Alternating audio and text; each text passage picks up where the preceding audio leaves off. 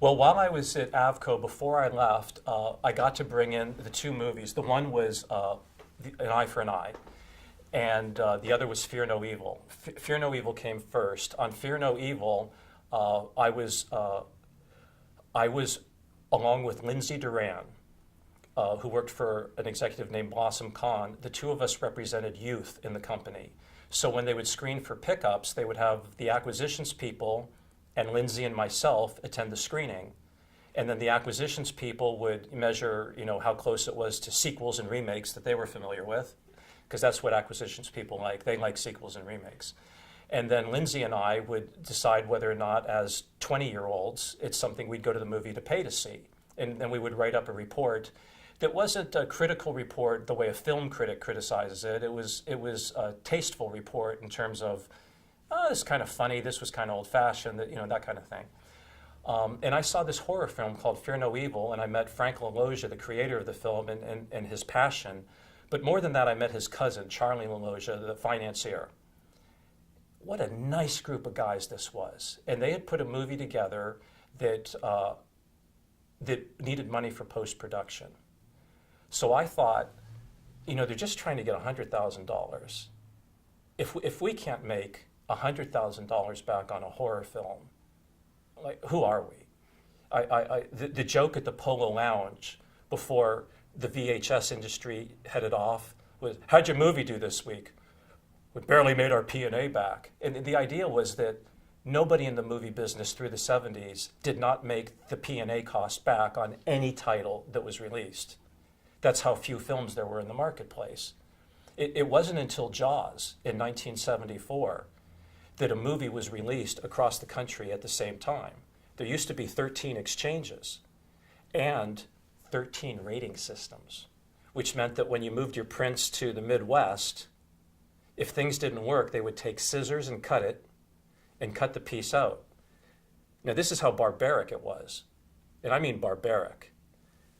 Light travels faster than sound, so that the mag strip on 35 millimeter release film is in advance of the picture.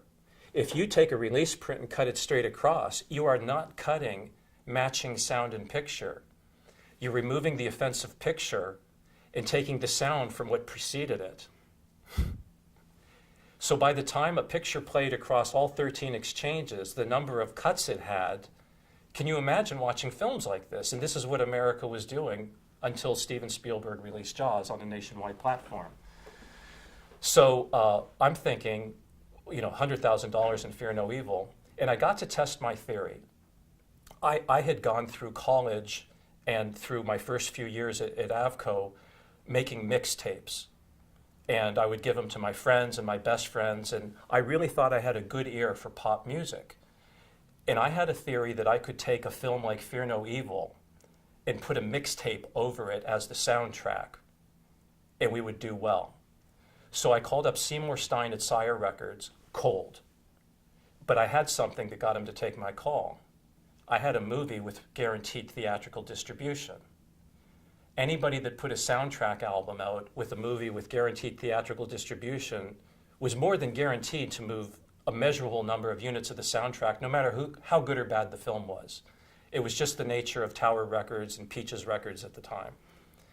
So Seymour and I had a nice conversation, and then he says, what kind of music are you interested in? And I said, I think the vibe should be like Ramones and, something harsh. He said, oh, you're at Sire Records. We got, the Ramones, Talking Heads, Sex Pistols, Rezillos, Patti Smith. It was a fabulous soundtrack. It was a brilliant sound. Talking Heads, Love Goes to a Building on Fire, Psycho Killer, Rezillos, somebody's gonna get their head kicked in tonight. Patti Smith covering Hey Joe. And the reason why Seymour Stein had that was when Patti Smith fell off the stage and broke her hip, she couldn't pay her hospital bills. So Seymour stepped up and covered all of her hospital bills. And then as a thank you, she recorded Hey Joe and handed it to him. And so he had this unreleased master, which we then put in our film.